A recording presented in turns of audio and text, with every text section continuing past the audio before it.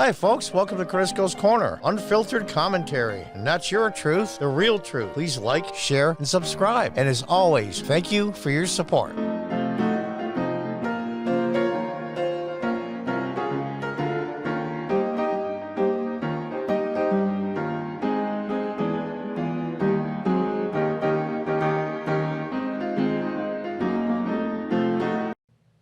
Welcome back. From AL.com. Biden confuses Tuskegee airmen with syphilis study victims and explaining COVID vaccine reluctance. Now, before I go into the rest of the story, I say this with zero joy. It's time for an intervention. This is now, I used to say borderline elder abuse. This is elder abuse. I say, wow, it was just a gaffe. No. You know, these gaffes are getting bigger. And, here's the funny part. He's hardly accessible at all to the media. The only media really accessible to is 99% of it is media that's friendly to him. And he still F's up.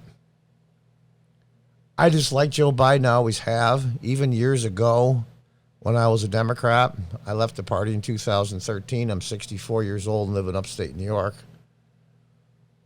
I always thought he was a doofus then, but at least harmless. Or at least I thought he was harmless back then. Now I do some research and I realize he wasn't so harmless. But he was considered the Uncle Joe in like Petticoat Junction.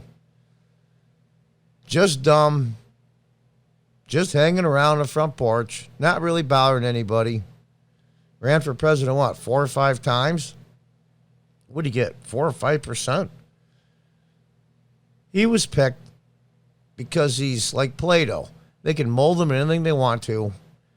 It's basically a glorified version of Weekend at Bernie's. Anybody knows about that movie? This is elder abuse. Now, do I think that the progressives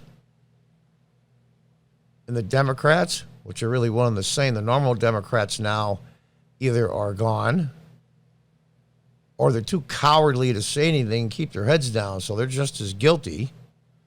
But he is the commander-in-chief of the most powerful army and multitudes of nuclear warheads. He's also somewhat in charge, or at least he'd steer the direction of, the largest economy in the world. And what he says and does affects tens of millions of people in the United States and untold millions worldwide. So, yeah, it is a big deal. If people know that the man has completely lost it and they say nothing. He's just a misguided doofus. But I blame the Democrats for using him. But you know who I blame more than anything else? His close colleagues he's worked with for years in government. That's all he's done. But his colleagues know him. They've known him for years. Of course, his close friends, and I'm sure he has a lot. Family members, his kids, his wife. They're the really, I think, if you're going to pass around blame, those are the ones that are blamed the most. They see what's going on, they allow it. Now, I hear rumors. I wish one would come up.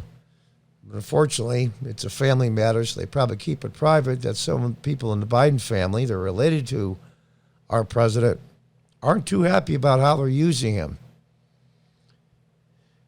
Some people, mental capacities go down faster, some slower. My aunt had died last year, rest her soul, was 103. And she was just as sharp mentally as she was when she was 20. Everybody's different, but you can see it. It's elder abuse. It's time for an intervention.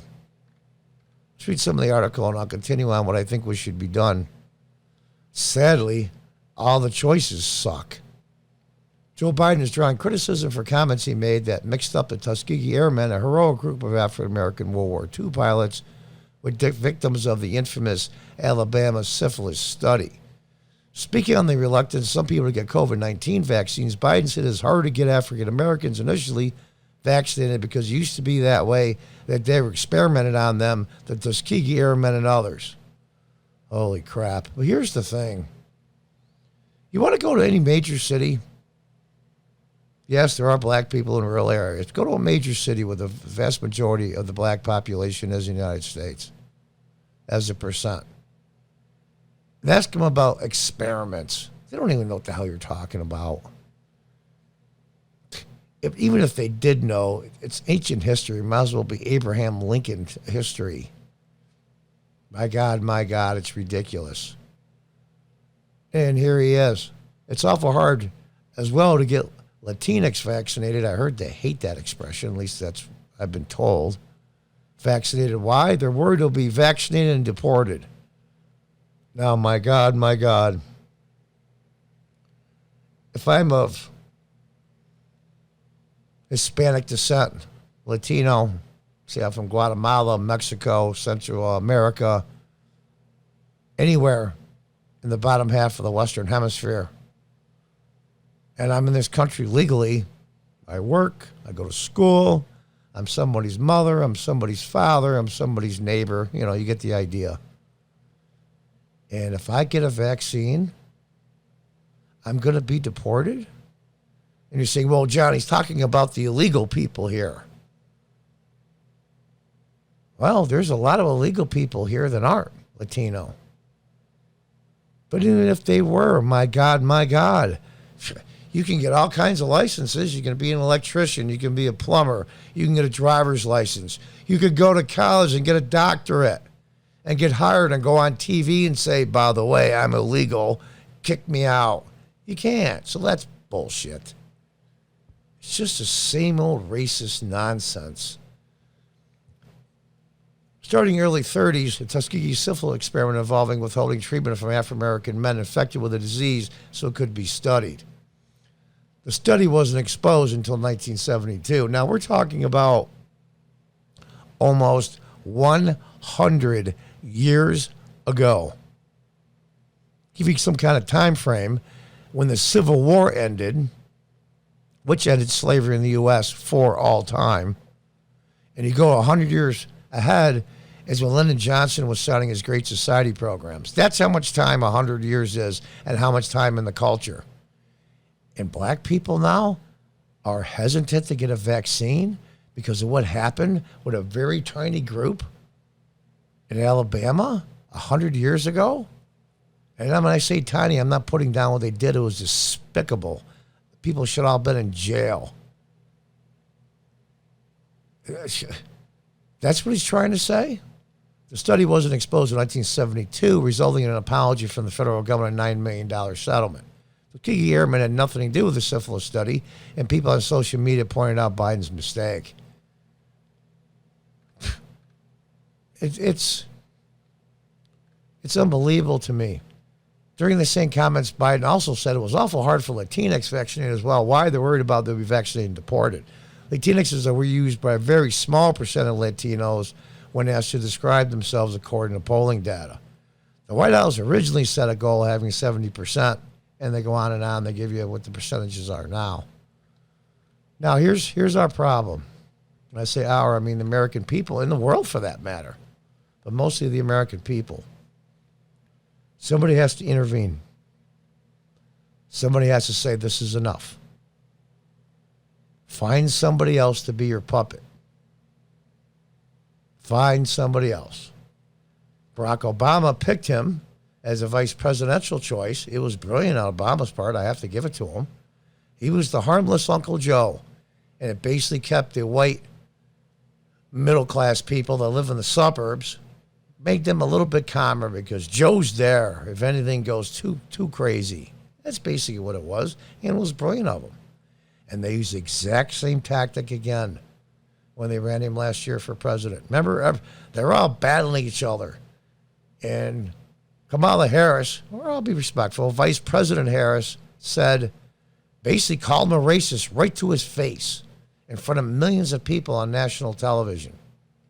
Then all of a sudden, everybody started quitting and stopped. And Joe Biden was picked. as their candidate for president for the exact same reason.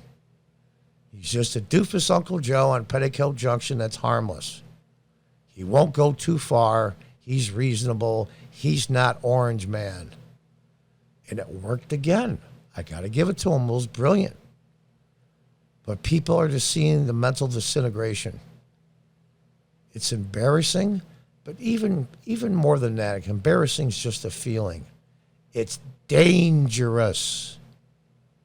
There's some very, very bad people in this world, and there's some very bad leaders and some very bad regimes. They see this guy, they laugh. One thing you can't say about Trump, even if you hate him, the bad guys of the world respected him. You didn't know what the hell he was going to do next. And that's a good kind of unpredictability. But here we are here. But here's the problem. See, he decides. Now, my guess is going to be they're going to wait until around the beginning of January of next year. Another 6, 7 odd months.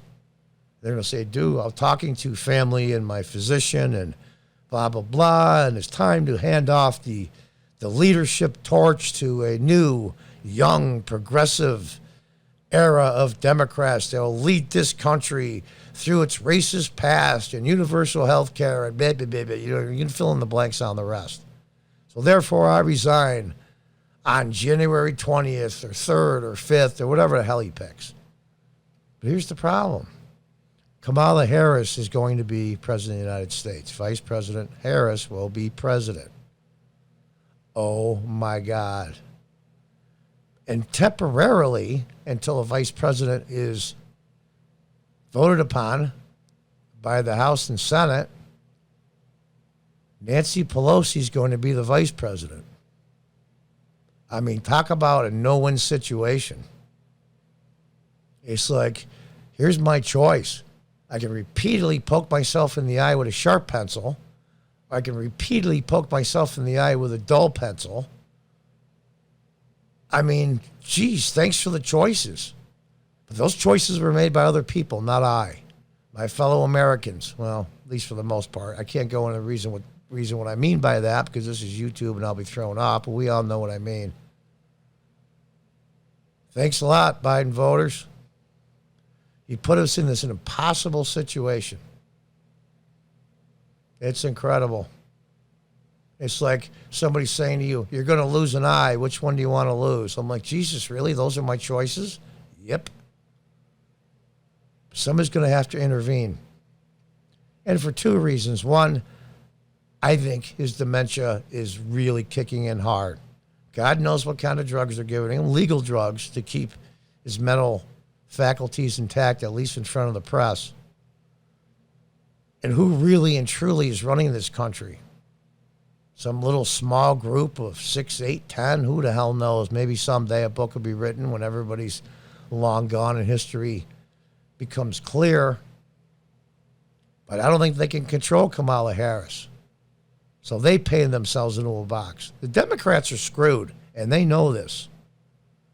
They did everything they could to get in this situation. They had to burn every single bridge to get here. There's no turning back for them. That's why they continue on doubling down. They're going to lose, and they know it. So how are they going to handle us? They created an impossible situation for the American people and themselves. But something's got to happen with President Biden. Someone has to intervene, either a colleague or a personal friend or a family member, and say, if you don't do something, I'm going to go public. And it's going to be a crap storm. So figure out how you're going to do it, because we can't embarrass this man anymore. And more importantly, we can't do this to our country. I think it's disgusting. I think it's cruel. I think it's mean-spirited. It's just unbelievable how just all they care about is me. And when I say me, I mean they're a Fruit Loop ideology that only 18% of the Democrats actually believe. and they're pushing on the rest of us. But that's the way it is. They're so self-centered that all they care about is themselves and what they believe in and not anybody else or anything else. Something's going to give. Or one of the world leaders is going to test our president, and we'll see what happens. Those of you that hated Donald Trump's guts out there, remember this. He's the only president in, half a century that hasn't gotten us involved in a overseas war or escalated a war we were already in. And in fact, pulled troops out of the Middle East. There was less there than when he started and wanted to do more, but the military screwed him over and delayed it. Remember that.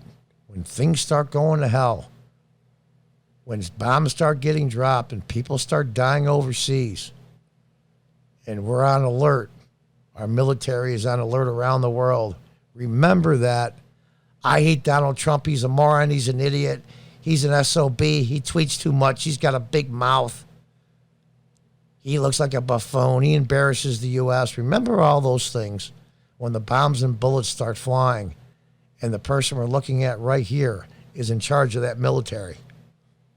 And in a moment of clarity, look in the mirror and say, oh, crap, what have I done? And until next time, folks, goodbye and good luck.